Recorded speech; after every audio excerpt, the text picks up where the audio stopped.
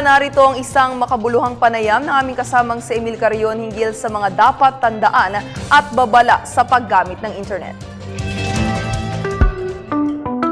Still ganun ka. Probinsya, hindi pa ganun ka.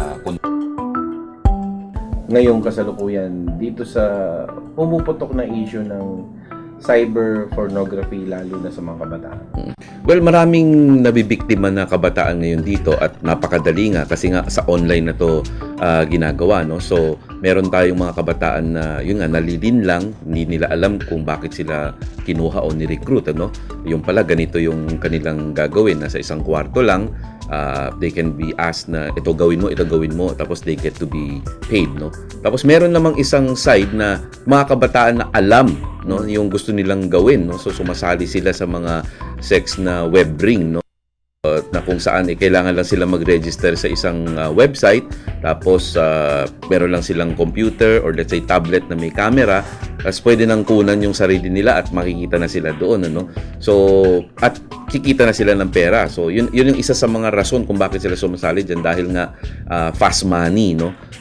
They're paid by the minute, tapos dollars pa ang bayad. So talagang yung temptation talaga ang lakas, hindi ba? At siyempre, iniisip nila, okay, wala namang nangyayari, no? I'm just parang nasa harap lang ako ng camera at nagpa-perform, kumikita na ako. Pero ang hindi alam ng ating mga kabataan, yung na gumagawa niyan, is may mas malaki pang problema dyan. Kasi on the technology side, kung ako yung nanonood, what I can do is I can even record, no, what you're doing. Akala mo pinapanood ka lang, pero pwede ko i-record 'yan, ano? Tapos pwede ko ikalat, no, sa internet din. So pwede kong ilagay sa CD, for example, benta ko, i-upload ko somewhere on the internet. So yung kumaga sa ano, if you're just doing it for fun, for the money, hindi mo naiisip na merong mga ganitong pwedeng mangyari. Yung future mo halos talagang masisira, yung reputasyon mo, maaapektuhan lahat 'yan. So parang yung kinabukasan mo madadamay, no, without you knowing na meron pala o pwede palang mangyari. Ano po ang nakikita ninyong mga measures bilang isang expert in the cyber world na pwede pang maging solusyon? Kasi po napakalawak ng pwedeng epekto ng cyber. Walang boundary, at the tip of your finger, meron ka lang Android, meron ka lang gadget, pwede ka nang mag-online. Ano pa yung pwedeng maging measure dito para maharang ito?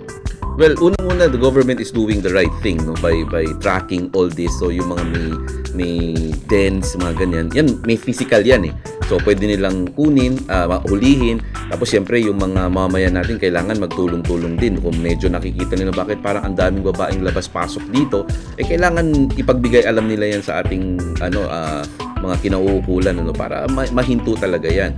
Now, doon naman sa binabanggit ko na on a private, yung pwedeng gawin, no, ng mga kabataan natin, nasa magulang ngayon, no, ang susi para matigil to, no. So of course hindi natin mapipigil yung pagbibigay ng mga gadget natin, ano, but as much as possible yung mga notebook, computers, wag ilalagay sa kwarto, tapos lagyan ng parang control, no, anong oras lang pwede gamitin itong mga gadget na to. Tapos kung if let's say karamihan naman ng mga internet connection sa bahay, wifi enabled na yan, kailangan, no, let's say for example hanggang 9 o'clock lang papatayin ko na itong connectivity na ito, kasi without connection, without the internet, hindi ho nila magagawa yan, no? They have to be connected to the web bago sila pwedeng mag-perform in everything. So patayin mo yan, no? Kung hanggang alas 9 lang ba, tama na yan, ano? So, and of course kailangan kausapin yung mga kabataan na parang paalam mo sa kanila kung ano yung magiging repercussion kapag ginawa mo yan. So open communication should really happen within the parents and the children. So, yun ang pinakasusi talaga, yung magulang dito magsisimula, no. Ang nakakalungkot minsan, meron tayong nakikita na mismo yung magulang, no, sumasali diyan, ano. Kasi nga dahil sa kahirapan at nakita nga nila, ang katwiran nga nila mas parang parang mas safe daw ito kasi they're just performing, hindi talaga nila ginagawa in real life, no. Pero yun nga, pareho din yun, no. Gawin mo ng o palabas mo lang, pareho pa din yung implication, no?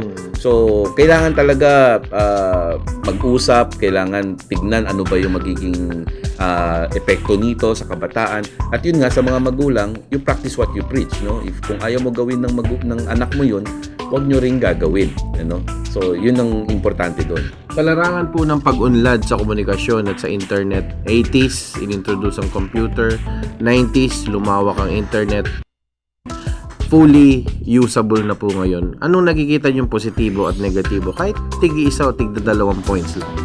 Well, of course, the advantage is we'll all be connected, no? So, sa pangangalakal, sa negosyo, napakalaki talaga ng advantages na binibigay niyan. Tapos yung competitiveness sa mundo, napakalaki din ng advantage na binibigay sa atin yan as a country, no? But of course, on the downside, meron tayong ilang mga kababayan na iba ang layunin, no? Hindi lang yung nabanggit natin tong cyber porn na to, ang dami natin nababalitaan na nandoloko sa pamamagitan ng internet, yung pag-i-scam, no? Nandyan lahat yan. So, you have to expect na mas lalong lalaganap yan as more and more people getting into the web. Yung mga telepono natin, lahat pwede nang connect sa internet yan. Hindi naman lahat ng gumagamit ng mga smartphone masasabi mong responsable at hindi talaga nila alam, no? Talagang madali silang maloko, no? Na sabihin na may ganito, pwede kang yumaman kaagad, kakagatin kaagad yun. Sasali yan, no? Magbabayad, no? So, you have to expect na this will be more prevalent, no? In the coming days, months, or years as we get to be connected on the web. So, marami kang makikitang mga ganyang mga gawain. So, kailangan talaga mag-ingat yung ating mga mamamayan. As much as malaki ang naitutulong ng teknolohiya sa ating kabuhayan, marami ring kaakibat ito ng mga problema, no? Okay, bilang closing po, ang inyong mensahe sa ating mga kabalitaan, ang ating programa, Balitaan, at sa ating mga mamamayan, sa mga otoridad, kung meron kayong apilan. Nasa inyo po ang pagkakataon. Well, yun nga, yung technology, ang dami pong naibibigay sa ating kabutihan yan, no? Pero kailangan po malaman din natin yung both sides, the advantages and the disadvantages, no? At kailangan maging updated tayo, huwag po tayong matakot sa technology. Kung meron tayong hindi maintindihan, magtanong, no? Huwag tayong mahiya magtanong dahil nga katulad ng mga pinag-uusapan natin ngayon, huwag nyo pong iisipin na hindi po mangyayari sa atin yan, ano? So everybody's vulnerable, everybody could be a victim, especially if wala kang kaalam-alam doon. So it pays to be updated, no? At huwag kayong matakot sa technology, gamitin nyo dahil pag ginagamit nyo na yan, lalo nyo pong ma-appreciate yung advantage at disadvantage ng technology.